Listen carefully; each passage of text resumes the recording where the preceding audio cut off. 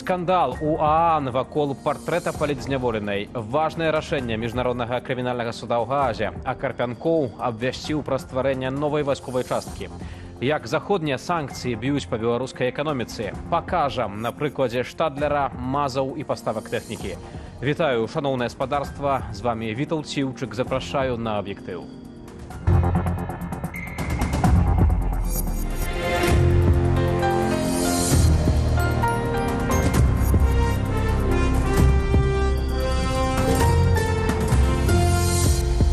Прадстаўніца афіцыйнага Менску ААН вырывае з рук грамадскай дзеячкі партрэт палітзняволенай. У гэты ж дзень офіс пракурора міжнароднага крымінальнага суда ў Гаазе распачынае расследаванне злачынстваў супраць чалавечнасці, здзейсненых рэжымам Лукашэнкі.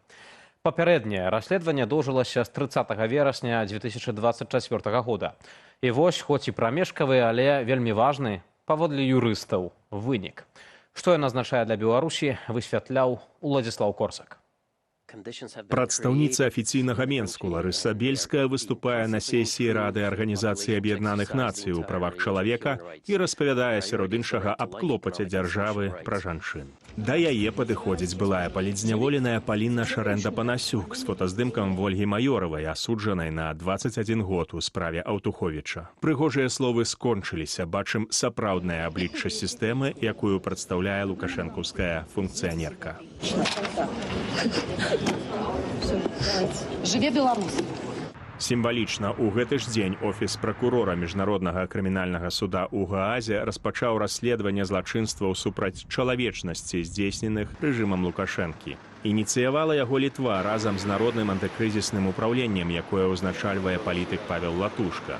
Сярод сабраных доказаў масавыя затрыманні і катаванні беларусаў, завядзенне тысячаў палітычна матываваных крымінальных справаў, змушэнне да эміграцыі праз пагрозы турмой і канфіскацыю маёмасці, пазбаўлення дакументаў. Гэта будзе звычайнае следства, калі будуць дапытаны сведкі, ахвяры, будуць збірацца іншыя доказы здзяйснення злачынстваў, і мы, праваабаронцы, таксама будзем, безумоўна, мець там сваю функцыю. Фармальна Беларусь не прызнае юрысдыкцыі міжнароднага крымінальнага суда. Аднак ёсць нюанс. Частка злачынстваў мела транснацыянальны характар. Масавыя рэпрэсіі, пагрозы і пераслед вымусілі тысячы беларусаў пакінуць радзіму і шукаць паратунку, у тым ліку у Літве. То бок на тэрыторыі дзяржавы, якая падпісала Рымскі статут, менавіта гэтая дэталь і прыадкрыла дзверы ў Гаагу. Паводле Паўла Латушкі, найперш для Лукашэнкі і ягонага вернага карніка Мікалая Карпянкова. Але не толькі, дадае юрыст Павел Сапелка, бо сістэматычныя рэпрэсіі справа працаёмкая. Гэта тое, што робіцца рукамі шмат якіх людзей, і загады пра той працэс аддаюцца шмат якімі людзьмі, таму спадзяюся, там будуць і іншыя імёны. Сярод сабраных і накіраваных у міжнародны крымінальны суд доказаў ёсць і дадатковыя эпізоды. Напрыклад, дэпартацыі украінскіх дзяцей у Беларусь падчас вайны. Кіраўнік МЗС Украіны Андрэй Сыбіга ўжо прывітаў рашэнне міжнароднага крымінальнага суду. Украіна даўно выступае за прыцягненне рэжыму да адказнасці як за ягоныя злачынствы супраць уласнага народу, так і за падтрыманне агрэсіі Расіі супраць Украіны. Правасуддзе неабходнае дзеля лепшай, еўрапейскай і дэмакратычнай будучыні Беларусі. І хаця міжнароднае права пакуль застаецца ў пэўным крызісе, наўрад ці і самому Лукашэнку і шараговым выканаўцам будзе прыемна ўсведамляць, што больш як у 120 краінах свету на іх могуць выдаць ордар на арышт, які не мае тэрміну даўнасці.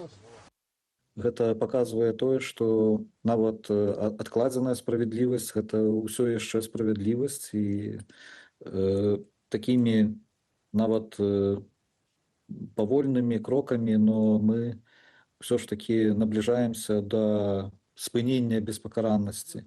Сам жа Лукашенко сёння падчас чарговага візіту ў кароўнік пачатак расследавання ягоных заслугаў для Гаагскага трыбуналу не ўзгадваў. Аднак не абмінуў тэму прымусовага выдварэння з краіны палітзняволеных. Остаться хотят, пожалуйста, но в рамках существующего правового поля. Те, кто нам не нужен, или будут сидеть, или вы в Америку их заберете. Паводле узурпатара, перамовы з амерыканцамі, у тым ліку наконт вызвалення, цытата, так званых палітвязняў, працягваюцца. Уладзіслаў Корсак, Белсат. Выданне «Люстэрка» пацвердзіла інфармацыю пра падзенне ў Беларусі беспілотніка і тое, што ў выніку гэтага здарэння пацярпела жанчына.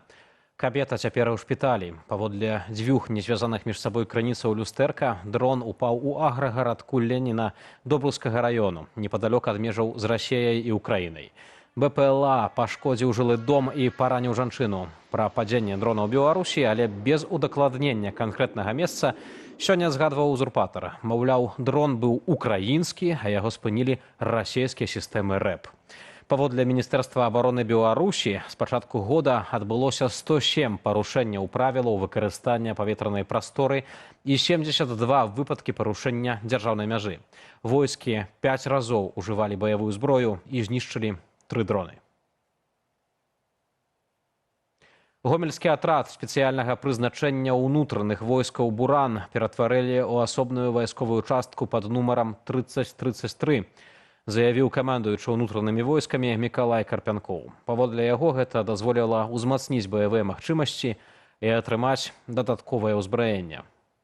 Это и гранатометы, это и ПТУры, это и огнеметы, крупнокалиберные пулеметы, БТРы-82, а также на вооружение поступили новые беспилотные летательные аппараты. Карпянкоў пахваліўся, што неўзабаве статус вайсковай часткі атрымае таксама атрад спецыяльнага прызначэння ўнутраных войскаў «Шторм», які дыслакуецца на Берасцейшчыне. 13 новых атрадаў спецназу стварылі ва ўнутраных войсках 3 гады таму. Тэрытарыяльна яны замацаваныя за рэгіянальнымі структурамі ГУБАЗіку і займаюцца у тым ліку палітычнымі затрыманнямі. Карпянкоў упэўнены, што такія адзінкі найлепшым чынам супрацьстаяць каляровым рэвалюцыям і выконваюць баявыя задачы ў ваенных канфліктах. Але ці чакае такі канфлікт Беларусь, ён не ўдакладніў. Мне, конечно, складана уявіць, калі мы зараз кажам пра нейкія масавыя мерапрыемствы, што яны будуць прымяняць тыя ж гранатамёты, так, супраць сваіх жа грамадзян, па сутнасці. Тут большы ўхіл ўсё ж такі ідзе ў тое, што яны рыхтуюцца да самага жахлівага сцэнара, то бок менавіта прамога ўдзеяння вось у так званай спецыяльнай ваеннай аперацыі.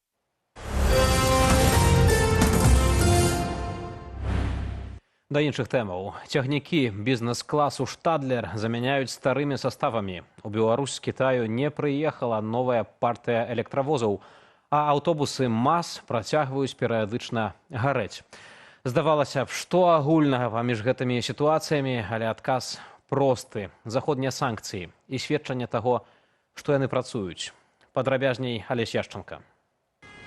Беларуская чыгунка паведаміла пра замену цягнікоў вытворчасці кампаніі «Штадлер» на берасцейскім кірунку. Цягнікі лініяў бізнес-класу заменяць звычайнымі саставамі з вагонаў лакаматыўнай цягі. Афіцыйная прычына – неабходнасць пазапланавага рамонту. Падобныя замены цягнікоў сёлета не першыя. Гэтак у лютым цягнікі вытворчасці польскай кампаніі «Песа» серыі ДП-6 здымалі з маршруту Менск-Віцебск-Менск. Тады замену сучасных саставаў на старыя тлумачылі маразамі. Цяпер жа, відавочна, не хапае цягнікоў. Летась журналісты Deutsche Welle накіравалі пытанне ў кампанію «Штадлер», ці плануюцца пастаўкі. У беларускай чыгункі ўжо некалькі гадоў існуе праект пастаўкі новых цягнікоў. Гэтае пытанне даўно застаецца на стадыі перамоваў, і ў цяперашні час сітуацыя не змянілася. Калі санкцыі зноў дазволяць, «Штадлер» гатовы разгледзець магчымасць аднаўлення паставак. Аднак на дадзены момант санкцыі гэтага не дазваляюць, і мы іх строга датрымоўваемся. Уплыву заходніх санкцыяў на эканоміку Беларусі, а таксама на асобныя галіны прамысловасці і прадпрыемствы прысвечаная новая справаздача инициативы «Белпол». Санкции действительно работают, санкции действительно бьют и помогают той же самой Украине в войне против агрессора. Санкции останавливают по некоторым направлениям производства той или иной военной продукции. Санкции разрывают логистические цепочки, создают условия, при которых конечный продукт, который производится в Беларуси, становится дороже. Гэтак праз санкцыі вырас кошт карпусоў для артылерыйскіх снарадаў, якія для расійскага заводу «Пластмас» меўся вырабляць менскі падшипнікавы завод. У выніку ад такой супрацы ў Расіі адмовіліся. Таксама пагоршылася якасць прыцэлаў, для якіх беларускі вытворца пачаў замест тайваньскіх кампанентаў выкарыстоўваць кітайскія. Да таго ж пастаўкі прыцэлаў у Расію сталі затрымлівацца. З санкцыямі звязаныя і перыядычныя ўзгаранні аўтобусаў МАЗ. Як адзначаецца ў справаздачы, да пажараў магла спрычыніцца вымушаная замена рухавікоў «Мерседес» на кітайскія «Уэйчай». Раней казалі, што праблема ў генератарах, але ў генератарах, якія таксама былі зменены з еўрапейскіх на кітайскі, і менавіта яны выклікалі праблемы. Я павінен падкрэсліць, што справа не ў тым, што гэта рухавікі ці генератары кітайскія, а ў тым, якія яны. Мы бачым, што кітайскія аўтобусы нармальна працуюць у шмат якіх странах і краінах. Ужо на наступным тыдні Менск наведае амерыканская дэлегацыя на чале з Джонам Коулам. Як распавёў сам Лукашенка, сярод тэмаў перамоваў эканамічныя пытанні і санкцыі. Алесь Яшченка, Белсат. ЗША выдалі 30-дзённы дазвол іншым краінам купляць падсанкцыйную расійскую нафту і нафтапрадукты з танкераў, якія цяпер у моры. Вашынгтон назваў гэта крокам да стабілізацыі энергетычных рынкаў свету, якія пацярпелі ад вайны з Іранам. Раней ЗША абвясцілі, што выпусцяць на рынак 172 мільёны барэляў нафты са стратэгічнага нафтавага рэзерву. У выніку вайны на Блізкім Усходзе, якая распачалася з удараў ЗША і Ізраілю па Іране, пачаліся значныя праблемы з пастаўкамі нафты з Персідскай затокі. Паводле разлікаў Financial Times, да канца сакавіка расійскі ўрад можа атрымаць да 4 мільярдаў 900 мільёнаў долараў агульнага дадатковага даходу праз рост цэнаў на нафту і частковае зняцце санкцыяў. Які гэта можа мець уплыў на беларускую эканоміку, запыталіся у спецыяліста. Определенный положительный эффект на российскую экономику, но он опосредованно будет тоже положительно влиять на белорусскую, там чуть-чуть, может быть, больше сможем продать на российский рынок, да, за счет там более благоприятной экономической ситуации в стране-соседке.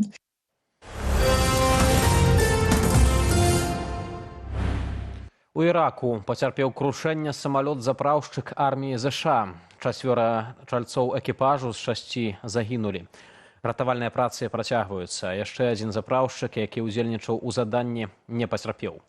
Прычыны катастрофы афіцыйна пакуль не агучылі. Тым часам праіранская групоўка «Ісламскі супраціў Іраку» заявіла пра сваю датычнасць да збіцця. Тым часам выданне Financial Times паведаміла, што ЗША за 2 тыдні аперацыі ў Іране расходавалі запас боепрыпасаў, разлічаны на гады. Гаворка ідзе ў тым ліку пра ракеты «Тамагаўк». Тэму працягне Антон Бяздольны. Паводле Цэнтру стратэгічных і міжнародных даследаванняў, толькі за першыя 100 гадзін вайны Злучаныя Штаты выкарысталі 168 тамагаўкаў. Аднаўленне такога запасу зойме некалькі гадоў. Пры гэтым Белы дом заяўляе, што запас зброі, цытата, больш чым дастатковы для дасягнення мэтаў ЗША. Тым часам адміністрацыя Трампа плануе прасіць у Кангрэсу дадатковыя 50 мільярдаў на выраб боепрыпасаў. Хоць міністр вайны ЗША Піт Хексет на брыфінгу заявіў ужо пра знішчэнне арміі Ірану. Таксама, паводле ягоных словаў, вытворчасць ракетаў там скарацілася на 90%, а беспілотнікаў на 95%. Ніякіх доказаў сваіх словаў міністр кабінету Трампу не прывёў. Хексет паабяцаў знішчыць усе абаронныя прадпрыемствы, выказаўшы ён і наконт новага вярхоўнага лідара Ірану. Кіраўніцтва Ірану таксама не ў найлепшай форме. Яны ў роспачы хаваюцца, яны пайшлі ў падполле. Вось што робяць пацукі. Мы ведаем, што новы так званы, не такі ўжо вярхоўны лідар, паранены і, верагодна, знявечаны. Учора ён апублікаваў заяву, слабую, калі шчыра, але не было ні голасу, ні відэа. У Іране шмат камераў і шмат прыладаў для запісу голасу. Чаму пісьмовая заява? Думаю, вы ведаеце чаму. Ягоны бацька мёртвы. Ён напалоханы, ён паранены, ён ва ўцёках і яму бракуе легітымнасці. Акрамя таго, Хексет анансаваў чарговы моцны удар па Іране.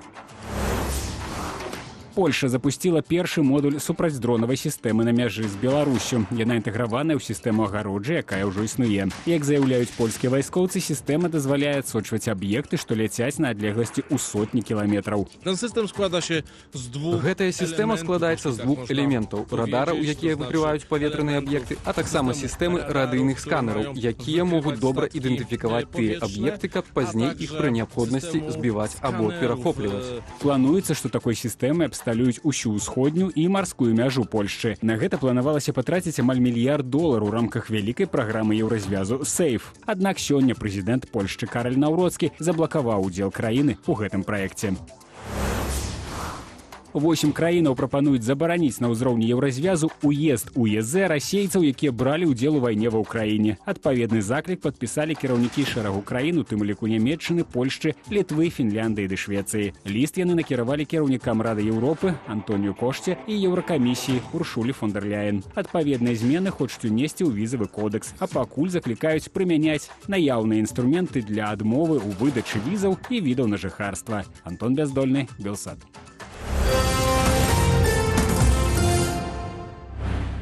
Допінгавы скандал у Бераставіцы. Мясцовы 54-гадовы трэнер вольнай барацьбы штодзённа кантраляваў вагу 17-гадовай спартоўкі, каб тая схуднела і змагла выступаць у спаборніцтвах у катэгорыі да 40 кілаграмаў. Мужчына рабіў гэта дзеля перамогі ягонай выхаванкі на турніры, што дазволіла б яму працягнуць тэрмін дзеяння сваёй кваліфікацыі як трэнера найвышэйшай катэгорыі.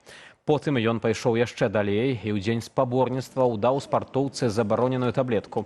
Дзяўчына сапраўды схуднела, яна перамагла на спаборніцтвах, аднак допінг-тэсту не прайшла за наўмыснае выкарыстанне у дачыненні загадзя непаўналетняй спартоўкі рэчываў, уключаных у рэспубліканскі пералік забароненых у спорце рэчываў і метадаў. Заведзеная крымінальная справа трэнеру пагражае да 2 гадоў калоніі. Узімку беларусы скардзіліся на нячышчаныя дарогі і на тое, што праз снег немагчыма даехаць да вёсак ці дайсці да дамоў.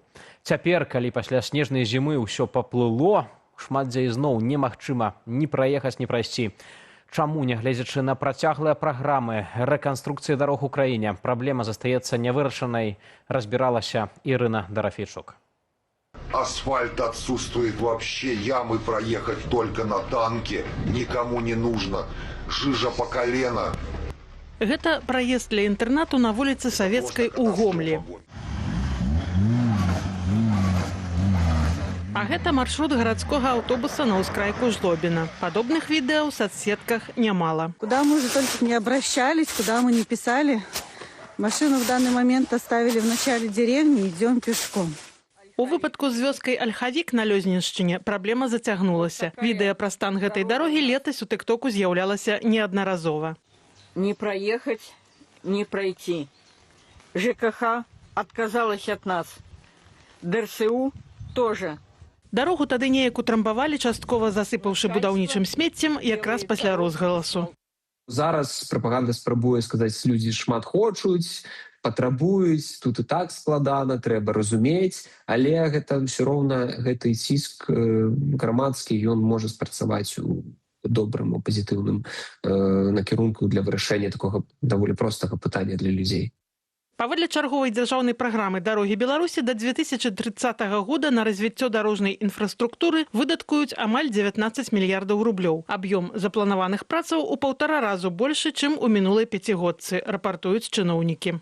Мы рассчитываем отремонтировать и реконструировать не менее 25 тысяч километров автомобильных дорог общего пользования.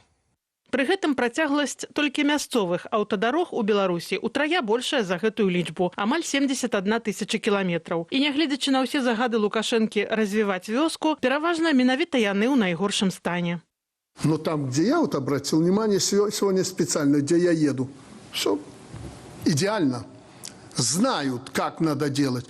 Праз заходнія санкцыі рэжым страціў магчымасць прыцягваць замежныя інвестыцыі ды атрымліваць ільготныя крэдыты, у тым ліку на развіццё дарожнай інфраструктуры. Уласныя ж сродкі не заўсёды выкарыстоўваюцца эфектыўна праз манаполію дзяржавы, а часам і раскрадаюцца, адзначае наш эксперт.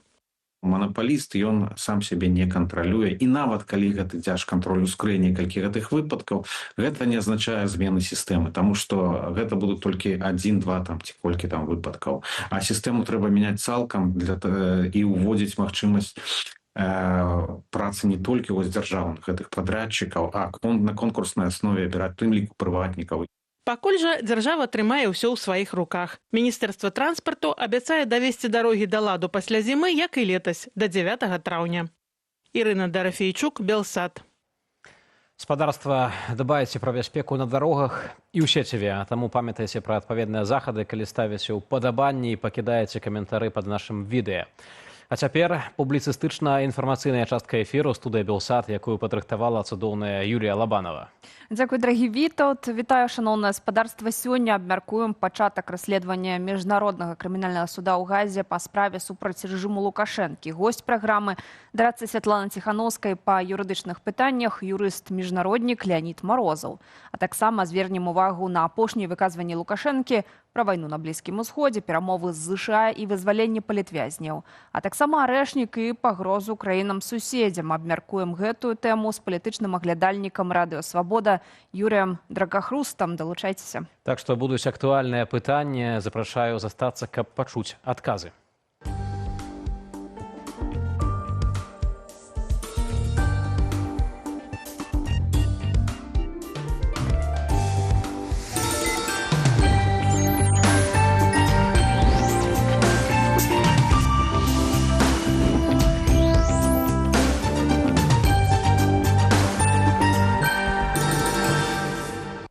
Спадарства, распачынаем студыю Белсат. Нашае выданне, і як заўсёды мы звяртаемся да нашых гледачоў у Ютубе, якія маюць магчымасць узяць удзел у ананімным галасаванні. Сёння мы задаемся наступным пытаннем. Чым закончыцца пазіцыя Лукашэнкі не да законаў? Справа ў тым, што сёння ўзурпатар зноў заявіў, што вось, маўляў, калі будзе паўтарацца 20-й год, то ён будзе дзейнічаць у абыход усіх законаў, пляваць на любое заканадаўства, як быццам бы ён гэтага раней не рабіў. Таму наше пытанне, чым закончыцца пазіцыя Лукашэнкі не да законаў? 4 варыянты адказаў. Судом над рэжымам у Беларусі, міжнародным судом, грамадскімі самасудамі, ну і 4 варыянт нічым. Галасуйце, цікава, якое будзе вашае меркаванне. Спадарства, я нагадаю, што наше пытанне ананімнае, бяспечнае, так што пакідайце сваё меркаванне, мы абавязкова вернемся і падсумуем вынікі. А пакуль афіцыйны Кіеў падтрымлівае рашэнне Гагі расследаваць злачынства Александра Лукашэнкі і яго памагатых. Падрабязнасці ў нашым кароткім матэрыяле.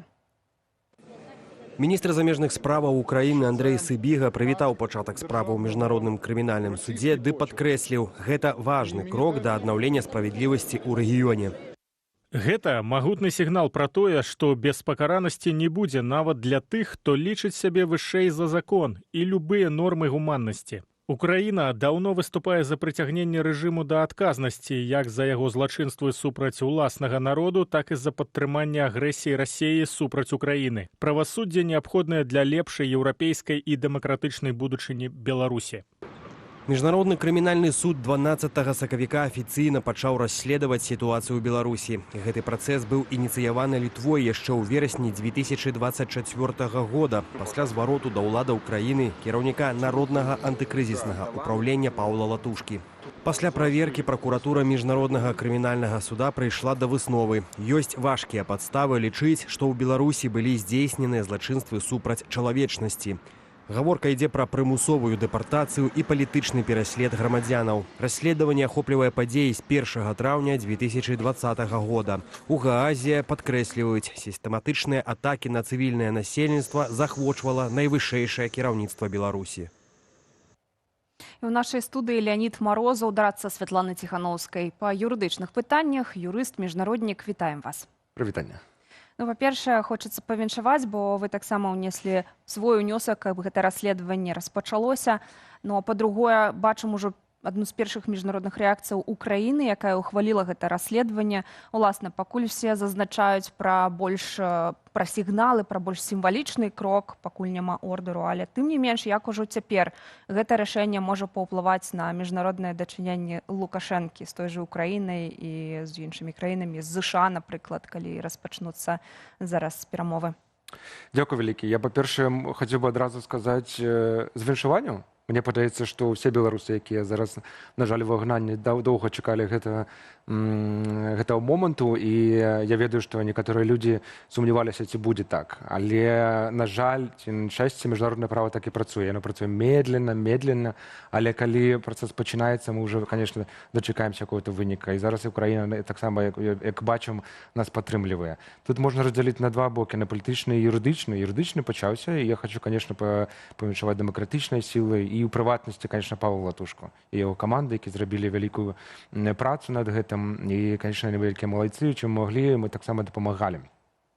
Паглядзім, што зараз будзе. Я ведаю і читаю таксама ўжо рэакцыю з Менску, што ёсць, так сказать, пожадания людей, якіх будет вызваляць, заставляць у Менску. Мне падаецца, яны крыху не разумеюць, што мінулыя злачынствы, якія зрабілі супраць чалавечнасці, уже не вернуць. І, на жаль, ці на шчасце для нас, яны будуць адказваць за гэтае злачынства, але я вот зараз толькі з Жэневы, я всю дарогу ехаў і думаю пра адно пытанне. Хто гэты чалавек, які сёння ці ўчора раніцай прыйшоў да Лукашэнкі і сказаў: вас хутка чакаюць у Гаазе. Мне вельмі цікава гэты момант, астатняе, может быть, не вельмі. А вот это, конечно, пачакаць і паглядзець, бо я вельмі хацеў. Але бачылі мы сёння, што Лукашенко, ну, прынамсі, зрабіў выгляд, што нічога не адбываецца, ніяк не ўзгадаў. У кароўніку разважаў пра сусветную геапалітыку, але пра суд над сабой, магчыма, ці там пра ордэр на арышт такі можа быць выдадзена ні слова. Ну, безумоўна, што ён можа сказаць, давайте шчыра казаць. Таму што калі нам, напрыклад, распрацоўвалі канцэпцыю пра ілюстрацыю, таксама мала хто выказваўся публічна, але мы сігналы з Менску атрымоўвалі. Можна казаць пра гэта пафасныя, пра раскол эліт і шмат чаго яшчэ, але я больш чым пэўнены, што ўчора шмат людзей задумалася. А ці будзем жа мы ў гэтым лісце? І куды мы паедзем? Раней яны збіраліся куды? Да Дубая, да Арабскіх Эміратаў. Зараз таксама не самае лепшае месца, куды з'ехаць. Засталася Расія. Паглядзім. Мне падаецца, што людзі, якія знаходзяцца ў Беларусі, шмат пытанняў задаюць сабе таксама. На вашу думку, вось вы згадалі пра ліст. Хто можа быць у гэтым лісце? Хто атрымае ордэр на арышт? Я думаю, што гэта, конечно, вышэйшыя пасады ад старшыні КДБ. Мы ведаем, конечно, пра АМАП ці якія сілавыя структуры, безумоўна, яны павінны быць у гэтай структуры, і выдатную працу зараз робіць на ангельском, эта структура называецца International Accountability Platform for Belarus, дзе яны збіраюць злачынствы, якія былі зроблены пасля 2020 года, і там, безумоўна, спіс лиц, якія датычны злачынствы, яны ўсе ёсць. І самае, што цікава, што калі будзе выдадзены такія ордэры на арышт, яны бестэрміновыя. То бок, мы зараз уже маем такі сімвалічны шаг. Я вельмі спадзяюся, што мы дачакаемся, калі іх будуць судзіць у Гаазе, а яшчэ больш хацелася, каб судзілі іх нацыянальныя беларускія суды. То бок будзе вельмі цікава. Вось, акурат, мы таксама задаваліся сёння пытаннем у нашай YouTube-трансляцыі, чым закончыцца пазіцыя Лукашэнкі не да законаў, бо ён сёння зноў гэта агучыў, што, маўляў, на заканадаўства ён глядзець не будзе. Тут 4 варыянты адказаў, і так размеркаваліся галасы. Судом над рэжымам у Беларусі 24%, міжнародным судом 31%, грамадскімі самасудамі 8% і нічым 37%. З гэтага пытання бачым, што больш гледачоў вераць у міжнародны суд, чымся ў суд у Беларусі. Аднак вось сама гэтая справа, якая заведзеная ў міжнародным крымінальным судзе, яна датычыць, ну, пэўных, я б сказаў, ведаеце, верхушкі айсбергу злачынства Лукашэнкі, бо яна датычыць злачынства ў транснацыянальных на тэрыторыі Літоўскай рэспублікі. Трэба крыху растлумачыць. Безумоўна, гэта іск Літвы да міжнароднага крымінальнага суда ў боку дачынення да Беларусі. Я вельмі спадзяюся, што некаторыя краіны таксама далучацца да гэтага кейсу, і тады мы, конечно, будзем сферай геаграфіі, гэтай кейсу будзе больш.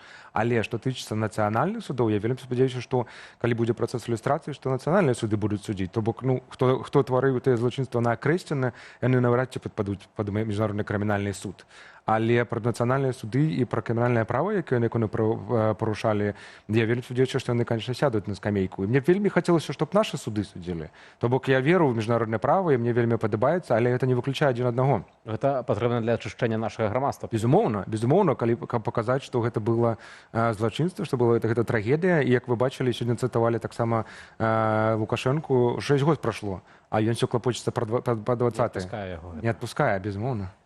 Ужо ёсць ордэр на арышт Пуціна. Чым будзе адрознівацца гэты ордэр Я маю на ўвазе, можа, якія справы далі хаду гэтаму расследаванню. Ці гэта вываз украінскіх дзяцей, або мы кажам пра беларусаў, якія вымушаны былі пакінуць тэрыторыю нашай краіны і цяпер жыць у замежжы, ці это гвалт сілавікоў. Давайце нагадаем нашым гледачам, што менавіта якія кейсы там паклаліся ў аснову. Гэта крыху іншыя кейсы, тому што калі мы зараз кажам пра міжнародны крымінальны суд, мы это разглядаем іск Літвы супраць Беларусі. Это злачынства супраць чалавечнасці, тому што рэжым выталківае вялікую колькасць людзей, умоўна дэпартуе да Літвы, і гэта кейс разбіраецца. Кейс Украіны, ён асобны, і тут, безумоўна, таксама вялікая праца НАО і Павла Латушка, ён будзе разглядацца, калі будзе разглядацца, асобна таксама. І зараз справа ідзе ў тым, што Літва, як удзельніца Рымскага статуту, умоўна дакументы самага галоўнага міжнароднага крымінальнага суда, яна кажа, што супраць мяне былі таксама здзейснены злачынства, і беларусы, якіх дэпартавалі праз Літву, вось яны паўплывалі так маштабна і сістэмна на карціну міровага правапарадку. І таму гэта вельмі цікава для нашага кейса. Як мы зараз бачым па розным статыстыкам, больш за паўмільёна да мільён людзей, якія зараз з'ехалі прымусова з краіны. Мы не ведаем, колькі такіх людзей. Ну, напрыклад, па апошняй статыстыкі, якую я маю, напрыклад, з 2020 года па 25 у Еўрапейскім звязе было выдана 1 200 000 пластиковых карт ВНЖ. Калі быць шчырым, зразумела, што кожных 2 года мяняем, то бок, окей, падзелім на 2. Это як мінімум 500 000 людзей, якія знаходзяцца прымусова. Так, велізарная лічба. І, безумоўна, Еўрапейскі звяз гэта все гэтым усім дапамагае. Таму рэакцыя такая ёсць. Яшчэ мы павінны ацаніць, што міжнародны крымінальны суд гэта незалежная структура. Яна чакала некалькі год, і зараз, калі гэты працэс пайшоў, гэта значыць і сведчыць, што ў іх ёсць дастаточна матэрыялу, з якім можна працаваць. Ну так, бо судовая ўлада павінна быць незалежная ад нейкіх іншых, скажем так, выканаўчых там ці заканадаўчых органаў. Але разам з тым, спадар Леонід, мы бачылі выпадак з ордерам, напрыклад, на прэм'ер-міністра Ізраілю. Беняміна Нетаньяху, тут я трошки такую, ведаеце, лыжку дзегцю дадам у бочку мёду, тому што гэта сітуацыя выклікала вельмі кантраверсійныя рэакцыі, нават, напрыклад, ЗША ўвозіла санкцыі супраць адносных асобных чальцоў міжнароднага крымінальнага суда. Потым Угоршчына, якая з'яўляецца падпісантам Рымскага статуту, увогуле праігнаравала гэты ордер, і прэм'ер-міністр Ізраіля меў магчымасць прыехаць у Будапешт. Ці цяпер у гэтай сітуацыі міжнародны крымінальны суд мае дастатковы аўтарытэт, каб гэта была не выключна піар-акцыя, а рэальная пагроза для рэжыму?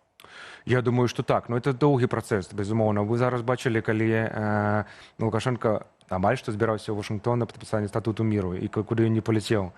Але зараз яшчэ больш краін зачыняцца для яго, і для менавіта Ражанкова, можа быць, і таксама, які так часта вылетае кудысьці, і ён моцна полюбіў Афрыку.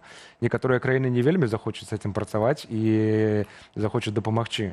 Таму я больш чым павінен, што ў Менску учора вельмі моцна паднапрыгліся. Зразумела, што зараз яны, можа быць, нікуды не паедуць. Але я ім жадаю доўгага жыцця, і мы паглядзім, як гэта будзе адбывацца, можа быць, у Газе, можа быць, у Менску. Трэба пачакаць.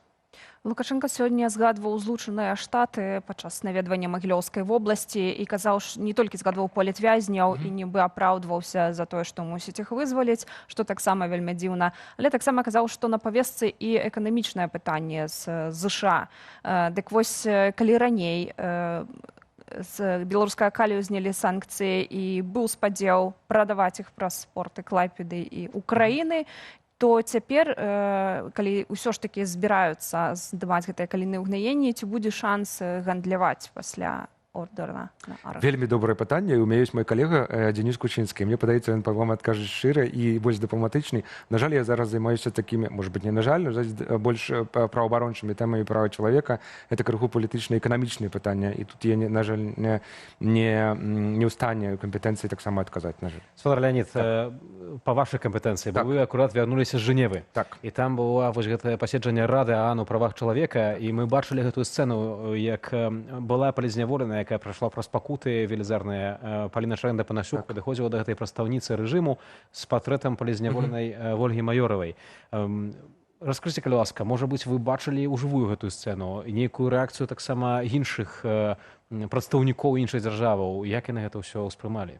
Была цікавая сітуацыя таксама, да, я знаходзіўся ў Жэневе і мы толькі сёння вярнуліся адтуль. Самая, может быть, эффективная поездка, потому что амаль што 2 дні размаўлялі там про Беларусь, и мы сегодня размаўлялі таксама з вашими коллегами за радиорацией и про бельскую. У меня было адчуванне, таксама я бачу іх твары, что лепей не ездить. Так? Им лепей не ездить, это не то, что адчуванне, потому что всех, с кем мы размаўлялі таксама ў Жэневе, яны выдатна разумеюць, што з бельскай размаўляць няма сэнсу. Ну, то бок лепей не ездить, может быть, на экологии сэкономить и на квитках. Потому что яна там сідае і читае тэкст, шмат пытанняў задавала, што яна там читае які тэкст. Но мы таксама разумеем, дзе этот тэкст написали і што яна не можа этого отвести. Яна прыйшла, почитала і поехала далей. То бок эффектыўнасці ў гэтым няма. Беларусь спрабуе якім чым там себя прадставіць, але па мінулым 2 дням мы бачылі, што у нас было 3 сайд-івента, якія мы рабілі по Беларусі. Мы бачылі Святлану Тихановскую, якая выступала на радзе па правах чалавека.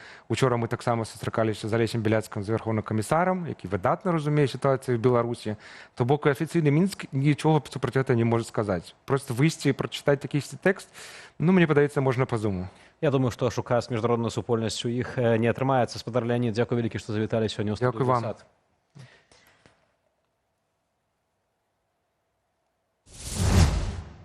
Спадарства, цяпер наступная тэма, якую прадставіць моя калега Юля. Можем разу з тобой прадставіць геапалітычная, што казаць, геапалітыка замест пасяўной, менавіта так Лукашенко падчас візіту у Дрыбінскі раён Магілёўскай вобласці выкарыстаў сельска-гаспадарчую пляцоўку. Ён зрабіў там шэраг рэзкіх міжнародных заяваў ад каментароў пра вайну ў Іране да пагрозаў на адрас суседзяў, дадаўшы дэталі перамоваў з Вашынгтонам. Израиль и США потерпели фіяска ў вайне з Іранам. Гэтак Лукашенко заявіў журналістам дзяржаўных медыяў падчас працоўнай паездкі на Магілёўшчыну. Менск, паводле яго, займае чалавечую пазіцыю і дапамагае Тегерану гуманітарна.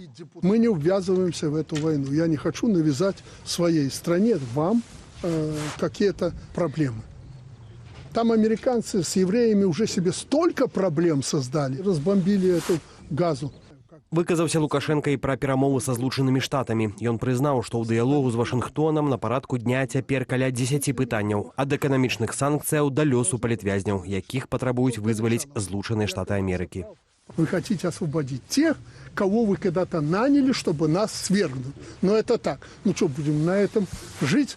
Время меняется, жить-то надо. И вопрос же не во мне, а вопрос в стране. Посадим.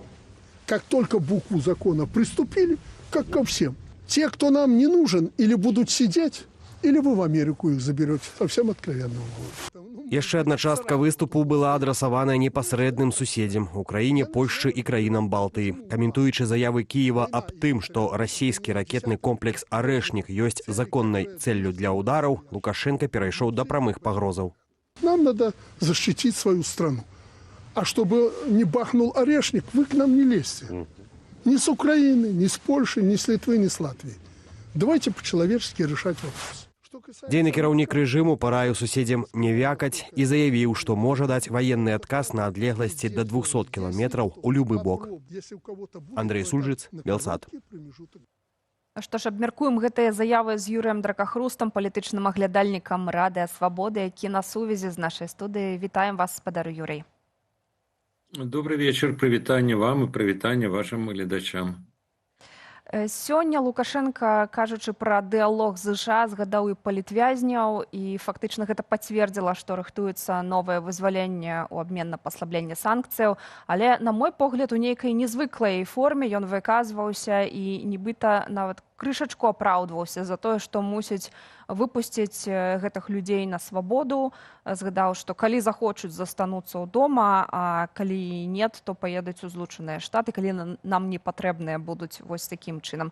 Пра што ўсё гэта кажа? Па-першае, пра такі выбар рыторыкі, а па-другое, ці нам чакаць, вашу думку, вывазу гэтых людзей за мяжу, як раней, або ўсё ж такі Злучаныя Штаты маглі націснуць, каб пакінуць людзей у дома, бо пра гэта шмат казалі дэмакратычныя сілы. Ну, вы маете на увазе, это самый цікавый фрагмент вот в его сегодняшнем заяве. это тое, што ён даў зразумець, што ну прынамсі магчыма, што людзі застануцца ў Беларусі, што іх не будуць прымусова выправажваць, як это было раней. Ён, дарэчы, як бы насамрэч таксама агучыў, чаму ён іх выправажваў раней, вот як на мой погляд, калі ён сказаў, што ну так вы ж іх нанялі. Вот ён успрымае палітвязняў, ён успрымае тых, каго ён пасадзіў за 2020 год, як бы наймітаў Злучаных Штатаў, і вот я вам іх выдаю. Я вам их выдаю, як замежных агентаў. Такая ў яго была логіка, таму што варта прыгадаць, што ён вызваляў і іншых людзей не па просьбе Злучаных Штатаў. І некаторых, як мы памятаем, вот і, напрыклад, у мінулым годзе на 17 верасня людзей вызвалялі, но не высылалі. Але за іх не прасілі амерыканцы. А за каго амерыканцы прасілі, он высылаў усіх. Але, магчыма, вот цяперашняя его заява, это такі намёк, што, ну, як вы сказалі, можа прымусілі, можа дамовіліся, можа, як бы, штосьці паабяцалі, он кажа, 10 пунктаў там. Так што не выключана, што, ну, прынамсі, некаторых з тых, каго вызваляць, вот, все чакаюць, што прыедзе Джон Коул, пасля яго прыезду будзе вызваленне, магчыма, некаторых, а можа і ўсіх, пакінуць Беларусь, ім дадуць магчымасць застацца ў Беларусі. Так што вот я бы сказаў, што вот этот фрагмент быў важны в ягонай сённяшняй прамове. Разам з тым, спадар Юры, у прамове Лукашэнкі былі свайго кшталту супярэчнасці. Ён як бы сам сабе супярэчыў, сказаў, што вось людзі, можа, захочуць застацца, а потым, вось я тут цытую, ён сказаў, тыя, хто нам не патрэбныя, альбо будуць сядзець, альбо вы ў Амерыку забярыце іх. Гэта адна супярэчнасць. Другая, ён казаў зноў пра тое, што, маўляў, палітвязні парушылі закон, яны павінны жыць у рамках дзейнага правовага поля. І ў тым самым спічы ён гаворыць пра тое, што я буду дзейнічаць у рэжыме недазаконаў, што заканадаўства мне на гэта ўсё напляваць, таму што калі вы 2020 год будзеце паўтараць, я буду вось так актыўнічаць. Ці ў гэтым кантэксце ёсць сэнс сур'ёзна ўспрымаць слова Лукашэнкі, калі ён сам сябе праз адзін сказ зняпраўджвае? Ну, ведаеце, я не адвакат Лукашэнкі, но насамрэч, скажем, тое, што не да законаў, ён казаў, што калі паўторыцца 2020 год, то тады будзе не да законаў. Тады мы будзем разбірацца як бы по-сур'ёзнаму, што называецца. Он не сказаў, што нам зараз не да законаў. Зараз, як бы, ён пра гэта не казаў. А што тычыцца вот таго, што там ён казаў, што ну, мы можам як бы і іх пакінуць, але з іншага боку, калі яны будуць парушаць, ужо вызваленыя, вот тут будуць парушаць, то тады мы іх ужо вам як бы выганем іх. Ну, тут такой ужо прамой супярэчнасці няма. Он сказаў, мы можам вызваліць, но калі яны пасля вызвалення будуць парушаць нашы законы, мы іх тады дакладна як бы вышлем з краіны. Но, але я яшчэ раз скажу, это пэўны намёк на то, што магчыма, прынамсі, кагосьці пакінуць. Таму што раней, як бы, ён пра это ввогуле нічога не казаў. Ён казаў, ну так, нас вот амерыканцы просяць, мы вызваляем, все, кропка. Куды вызваляем, як вызваляем. Ён раней вот эту тэму, як бы, выправажвання проста не кранаў, а зараз крануў. Што можа азначаць нейкую новую палітыку, нейкі зрух. Рэчы таксама азначае прызнанне ў беззаконні, бо немагчыма дэпартаваць юрыдычна так грамадзянаў Беларусі. Так, яшчэ адзін момант, які кінуўся ў вочы, это тое, што Лукашенка, згадваючы перамову са Злучанымі Штатамі, значыў, што не вядзецца пра Расею і пра Кітай, пра дачыненне з імі. Уласна, навошта гэты тэзіс так быў важны Лукашэнку, навошта ён яго падкрэсліў? Ну, он его весь час подкреслівае. Важно ему тому, что, принамсі, Москву, Китай, может, меньше это турбуе, а вот Москву турбуе. Тое, что вот этой перамовы Лукашэнкі за Злучанымі Штатамі, Москва, як бы, в принципе, не тое, что катэгарычна супраць іх, но у іх ёсць пэўныя перасцярогі наконт таго, што як бы гэтыя перамовы не перараслі в, ну, скажем так, некую здраду, в адыход ад России. Іх это турбуе, іх заўсёды это турбавала.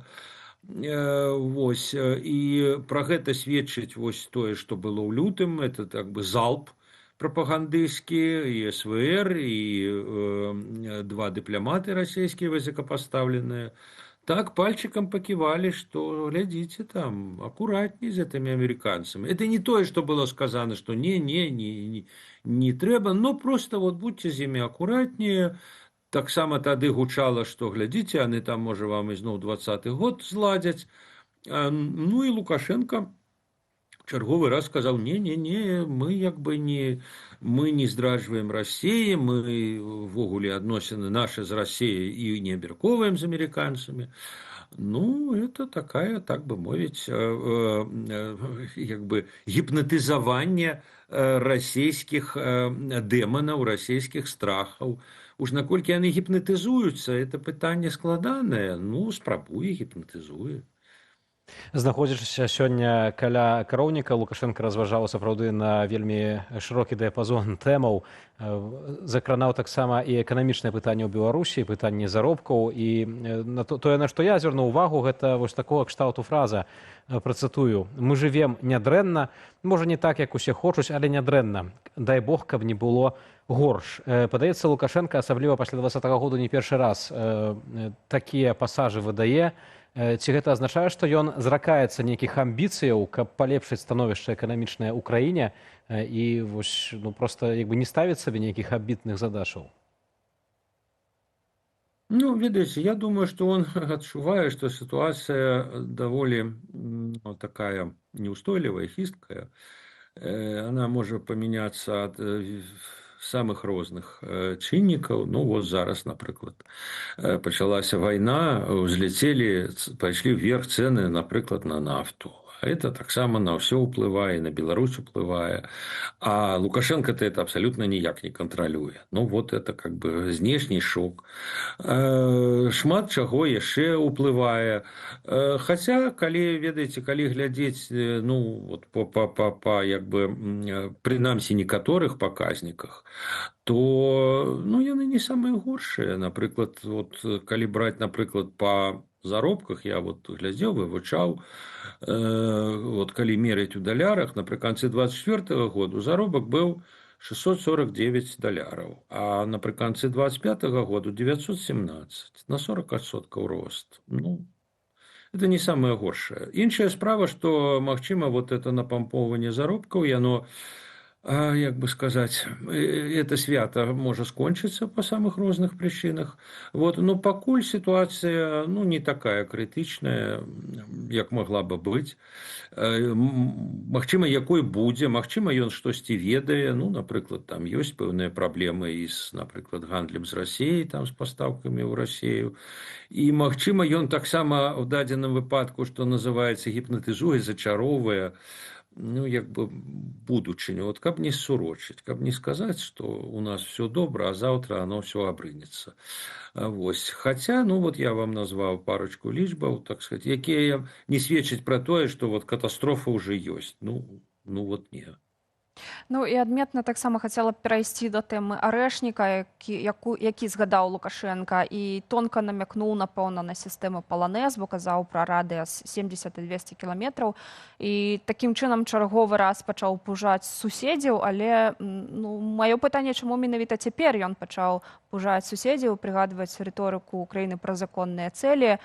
Ці гэта такі метад перад перамовамі таксама паказаць Злучаным Штатам, што мы можам быць небяспечнымі, але, ну, вось можна з намі дамовіцца, выгандліваць сабе больш? Ну, ведаеце, я думаю, што это просто хутчэй адказ Украіне на заявы Зеленскага, які вось сказаў сапраўды пра тое, што арэшнік можа быць мэтай, про тое, што украінская палітыка мяняецца, і адно з абгрунтаванняў гэтага это быў якраз арэшнік. Вось, але сказаць, што вот тое, што ён назваў, это такая ўжо вялікая пагроза, Мне цяжка сказаць. І я, дарэчы, не вот такая по-свойму дзіўная сітуацыя, што ўсё ж такі арешнік, ён як бы накіраваны, ён разлічаны в асноўным ці, а можа быць толькі выключна на краіны Еўразвязу, на краіны НАТО. Таму што это ракеты сярэдняй далёкасці. І імі біць блізка не мае сэнсу. Ну, в прынцыпе, арешнік б'е 700 і далей кіламетраў. Так это амаль вся Украіна. Ну, это, прынамсі, пол Украіны, якая прылягае да Беларусі. То есть нават пры жаданні, ну, арешнік это не тая зброя, якую мэтазгодна, якіх бы то не было умовах ужываць адносна Украіны. А что тычыцца Европы, то такая цікавая рэч. Вот я, дарэчы, сам высветляў. Справа ў тым, што яшчэ ў 24 году, калі прымалася рашэнне, што вот мы паставім арешнік, тады ж Лукашенко тлумачыў, што амерыканцы ў 24 годзе вырашылі, што ў 26 годзе яны паставяць ракеты сярэдняй дальнасці ў Нямецчыне, а вот мы з Расіяй дадзім ім адказ. То есть Лукашенко сам признавал про то, что это все размовы, что мы там обороняемся. Это зусім ни при чем. Он фактично признал, что это великие геополитичные шахматы поміж Россией и Америкой. Бо и американские ракеты средней дальности у Німеччині, калі яны з'явяцца, ну их мэта не Беларусь. Беларусям не цікава. Але што цікава, я высветляў, дарэчы, глядзеў, а вот 26 год уже пришел, так американцы размещают ракеты. Такое ўражанне, что они не спешаются. То есть атрымалася так, что беларуска-расійская реакция апярэдзіла стымул. Американских ракет нема, и невядома их збіраюцца ставить ці не. А арешнік уже привезли. Мы готовы вам дать отпор. На что отпор? Но паколькі американцы абсолютно спокойны, то, магчыма, они не ўспрымаюць арешнік такой уже великой погрозой. У новой ситуации. В 24 годзе президентом США был Байден, як я нагадаю, а зараз президент Трамп. І, магчыма, он зусім інакш на это ўсё глядзіць. Сітуацыя ў свеце сапраўды змяняецца дынамічна. Дзякуй вялікі, што далучыліся да нашага эфіру. З намі на сувязі быў палітычны аглядальнік Радыё Свабода Юрый Дракахруст. А цяпер наша традыцыйная рубрика «Жыццё рэгіёну», якую мы робім у супрацы з выданнем БГ Медыа. Пачнём са Слоніму. Там замест утульнага зялёнага двара жыхары аднаго з дамоў атрымалі голыя ствалы і спрэчкі ў соцсетках. Мясцовая жыхарка Тацяна апублікавала ў соцсетках кадры, на якіх ад шматгадовых бярозаў засталося паўствала. Галіны спілавалі. Жанчына ўпэўненая, пасля такой апрацоўкі расліны проста загінуць. Рэакцыя інтэрнэт-супольнасці была імгненнай. Каментатары называюць тое, што адбылося вандалізмам і патрабуюць пакараць адказных. Аднак некаторыя карыстальнікі мяркуюць, што радыкальная абрэзка была неабходная з-за паражэння амялой, шматгадовай раслінай, што паразітуе на дрэвах. А ў чашніках ролік у соцсетках справакаваў сапраўдную медыабітву паміж абуранымі жыхарамі і мясцовай газетай. Жыхар гораду апублікаваў відэа цёмных вуліцаў а палове на 9 вечара і наракаў на небяспеку. Рэакцыя мясцовай раёнкі была імгненнай, і журналісты назвалі ролік фэйкам і класічным прыкладам монтажу. Яны заявілі, што ў горадзе ўсё асветлена ў штатным рэжыме. Аднак гараджане ў каментарах версіі газеты не падтрымалі. Людзі пачалі масава пацвярджаць, цемра была на розных участках ад моста да аптэкі і нават некалькі тыдняў. Аўтар скандальнага відэа не спыніўся і запісаў другі ролік. Мужчына зноў паказаў вуліцы і параіў рэдакцыі не шукаць удалых ракурсаў, а даводзіць інфармацыю аб праблемах да камунальных службаў.